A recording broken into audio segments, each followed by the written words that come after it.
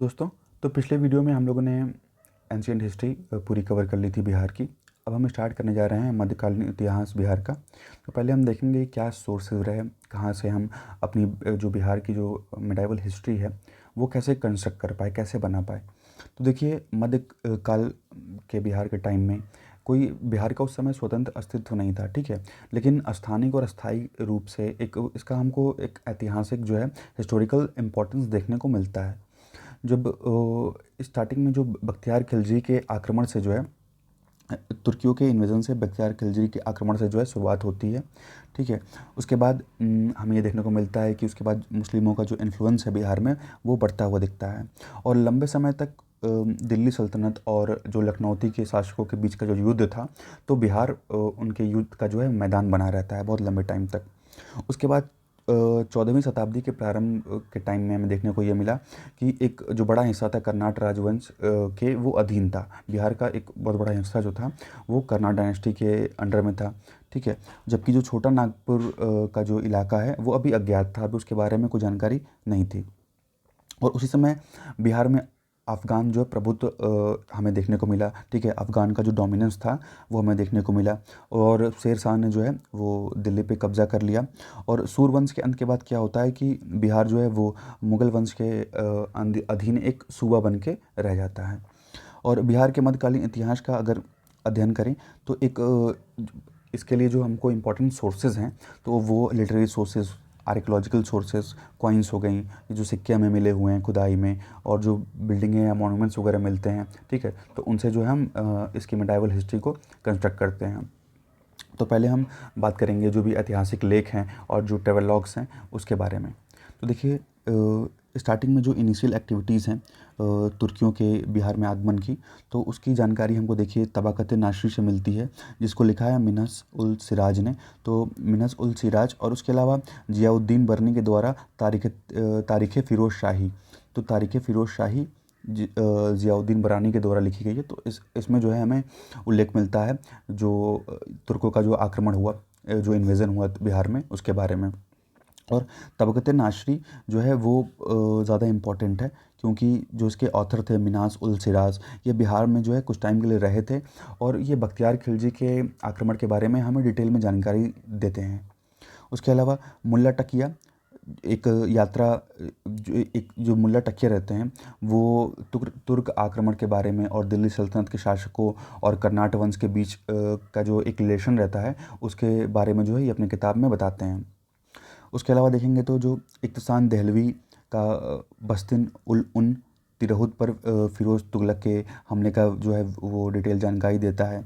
इसी तरह रिज़क़ल्लाह की एक वक़्त मुश्तकी और शेख कबरी की अफ़साना ए जहाँ, उस टाइम में 15वीं और 16वीं शताब्दी के बिहार का जो एरिया पीरियड रहता है उस टाइम का, तो उसके बारे में जानकारी हमें ये देती हैं, ठीक है।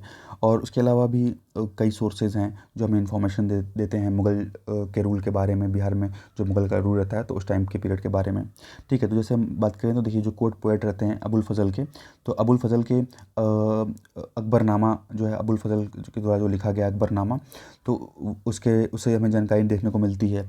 Mirza Mohammad Kasim Alamgirnama provide useful information with the reference to Bihar. और जो मिर्ज़ा मोहम्मद कासिम का जो आलमगीरनामा है, तो उससे भी हमें जानकारी देखने को मिलती है। और तुज़ुके बाबरी बाबर के जीवन के बारे में जो है, और तुज़ुके जहांगीरी जो जहांगीर के जीवन के बारे में है, उनके टाइम पीरियड के बारे में है, ये भी बहुत इंपॉर्टेंट है क्योंकि इसमें भी बिहार के हिस्ट्री के बारे में दिया हुआ है। Tuzuk Baburi gives an account of the fall of Nuhanis and revenue system of Bihar. तो नुहानियों के बारे में और बिहार में उस समय क्या रेवेन्यू का जो सिस्टम रहता है वो कैसा रहता है, तो उसके बारे में जानकारी हमें देखने को मिलती है तुज़ुके बाबरी से। Tuzuk Jahangiri gives an account of the attack of Mughals on Jharkhand about the mines of golden diamond. उसके अलावा जो तुज़ुके जहांगीरी है उसमें हमें मुगल्स के आक्रमण के बारे में देखने को मिलता है। जो मुगलों ने जो झारखंड पे जो आक्रमण किया था उसका उल्लेख तुज़ुके जहांगीरी में देखने को मिलता है। और जो सोने की खदान या जो हीरे की जो खान रहती है, तो उसका भी उल्लेख जो है हमें तुज़ुके जहांगीरी में देखने को मिलता है। और उसके अलावा जो अबुल फ़ज़ल का जो अकबरनामा है और आलमगीरनामा ऑफ मोहम्मद कासिम, तो इसमें भी हमें मुग़ल रूल के बारे में जानकारी देखने को मिलती है, ठीक है। and document related to land revenue, the document related to land revenue such as दस्तूर उल अमल, ठीक है। तो ये लैंड रेवेन्यू से संबंधित एक दस्तावेज है दस्तूर उल अमल। ये इन्फॉर्मेशन देता है हमें regarding the organisation of department, कि उस समय के जो डिपार्टमेंट थे तो उनका ऑर्गेनाइजेशन किस टाइप से होता था, ठीक है। क्या अधिकार थे लोगों के पास, क्या उनकी रिस्पॉन्सिबिलिटी थी, क्या कर्तव्य थे जो भी ऑफिस में लोग रहते थे। उसके अलावा जो रेवेन्यू और एक्सपेंडिचर से संबंधित जो भी डाटा हैं वो हमें उसका इन्फॉर्मेशन जो देता है। उसके अलावा जो नाप तौल के जो वजन है, वेट्स और मेजरमेंट्स, तो उसके बारे में भी जानकारी हमें दस्तूर उल अमल से मिलती है। These sources are use extensively in modern times, और ये सोर्सेज जो हैं अभी भी मॉडर्न टाइम्स में यूज़ किए जाते हैं। आईन अकबरी ऑफ अबुल फजल, देखिए अबुल फजल द्वारा लिखी जो आईन अकबरी है is one such book which provide useful information about Bihar along the 12 other subahs. तो देखिए 12 और सुबह के अलावा जो है जो आईन अकबरी है जो कि लिखी गई है अबुल फजल के द्वारा, तो ये भी हमें बिहार की मेडावल हिस्ट्री को कंस्ट्रक्ट करने में हेल्प करता है, ठीक है। तो अब बात करेंगे सूफ़ी लिटरेचर के बारे में। तो देखिए जो सूफ़ी लिटरेचर, जो सूफ़ी सेंट्स थे, इनके द्वारा लिखी गई कई किताबें हैं जो हमें एक सोशल और जो पॉलिटिकल जो हिस्ट्री है बिहार की, एक जो रिलीजियस हिस्ट्री है बिहार की, उसके बारे में जानकारी देती है। तो तज़किरा है, तो तज़किरा जो है वो संतों के जीवन के बारे में वो डिस्क्राइब करती है, वर्णन करती है संतों के जीवन के बारे में। और मलकुजात जो कि दो संतों के बीच में या संतों के बीच में जो संवाद होता है, जो बातचीत होती है, उसके बारे में मलकुजात बताता है हमें। और उसके बाद मकतूबात, जिसमें संतों के द्वारा जो भी चीज़ें लिखी गई हैं तो उसको मकतूबात कहा गया है।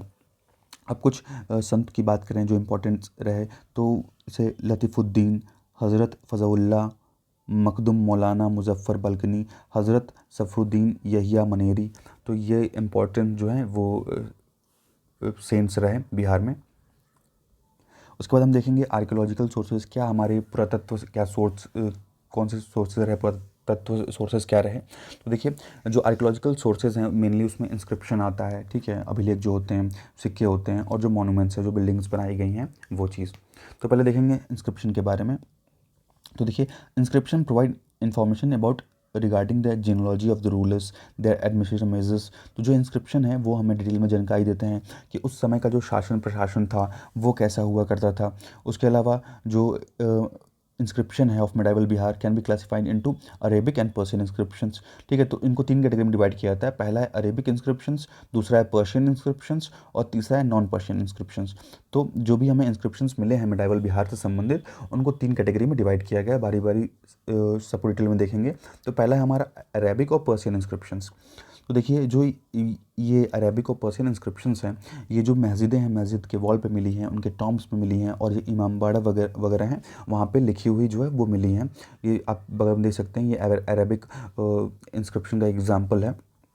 तो although these are scattered all over Bihar, Bihar में चारों तरफ फैली हुई हैं, लेकिन मेनली जो है ये हमें पटना, बिहार शरीफ, सासाराम और राजमहल में देखने को मिला है, जो भी अरेबिक और पर्शियन इंस्क्रिप्शन है, ठीक है। तो थोड़े थोड़े अमाउंट में तो हर जगह फैला हुआ है पूरे बिहार में, लेकिन ज़्यादा अमाउंट में हमें पटना, बिहार शरीफ, सासाराम और राजमहल के इलाके में देखने को मिला है।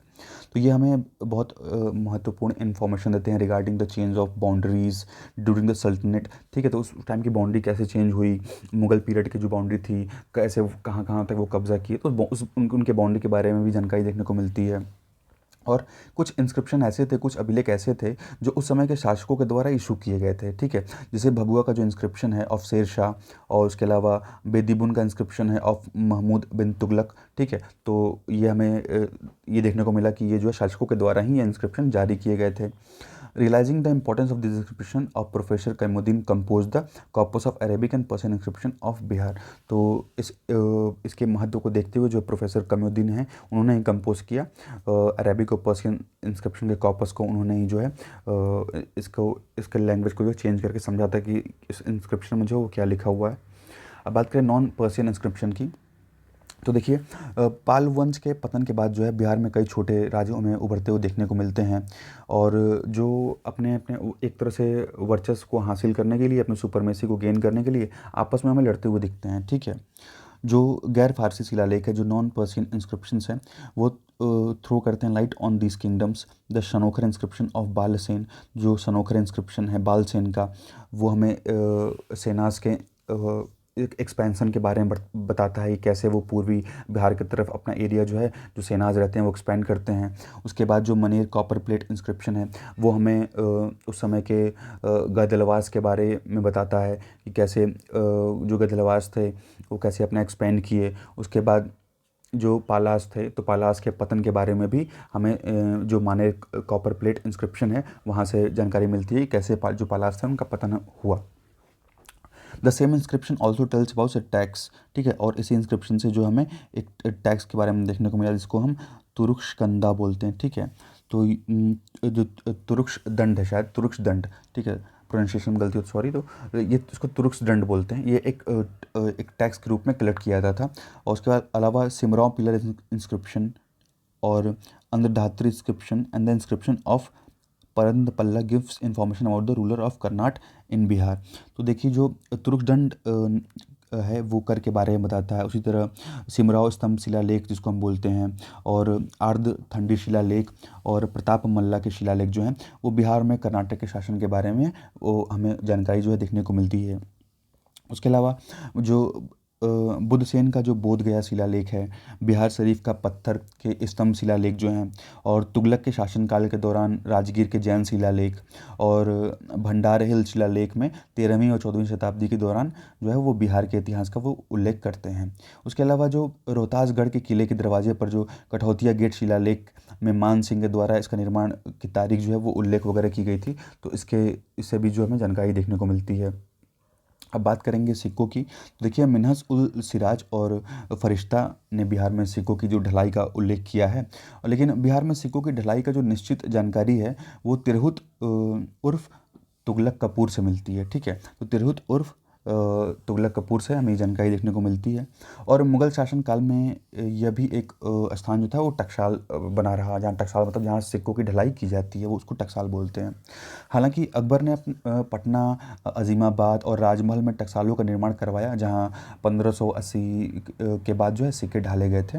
अब बात करें कुछ स्मारकों की, तो स्मारक न केवल हमें एक तरह से हिस्ट्री के बारे में बताते हैं, अतीत की याद दिलाते हैं, बल्कि शासकों और उनकी प्रजा के सामाजिक और जो धार्मिक स्थिति रहती है उसके बारे में जानकारी देते हैं।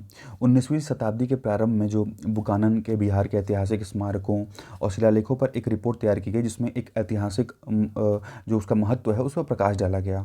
और 1950 के दशक में जो है हमें ये देखने को मिला कि जो भारतीय पुरातत्व ये आर्कियोलॉजिकल सर्वे डिपार्टमेंट है, जो इंडियन आर्कियोलॉजिकल सर्वे डिपार्टमेंट, तो उसके डॉक्टर आर पाटिल जो थे वो बिहार के महत्वपूर्ण स्मारकों और स्थानों की एक सूची तैयार करते हैं, ठीक है। और 1960 में देसाई ने बिहार के विकास की स्थापत्य प्रक्रिया का अध्ययन वगैरह किया। इसी प्रकार बिहार के मध्यकालीन इतिहास का अध्ययन करने के लिए जो है कई हमें सोर्सेज जो हैं वो देखने को मिलते हैं।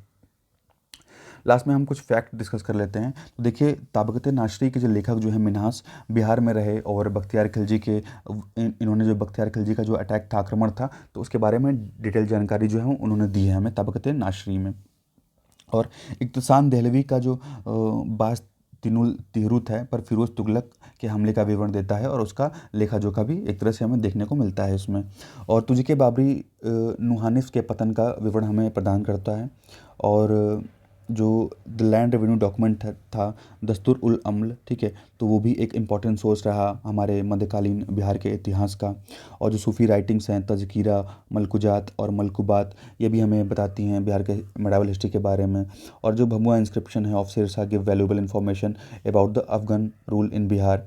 और मानेर कॉपर प्लेट इंक्रिप्शन जो है वो टैक्स कलेक्शन के बारे में बताता है, ठीक है, और जिसको हम तुरुक्ष दंड बोलते हैं। और उसके अलावा जो रोहतासगढ़ के जो कोठिया गेट शिलालेख में मान सिंह द्वारा इसके निर्माण की तिथि का भी उल्लेख जो है वो किया गया है। तो अगर वीडियो अच्छा लगा हो तो लाइक कर दीजिए, और अगर आप चैनल पर नए हैं तो सब्सक्राइब कर लीजिए। Thank you, thanks for watching.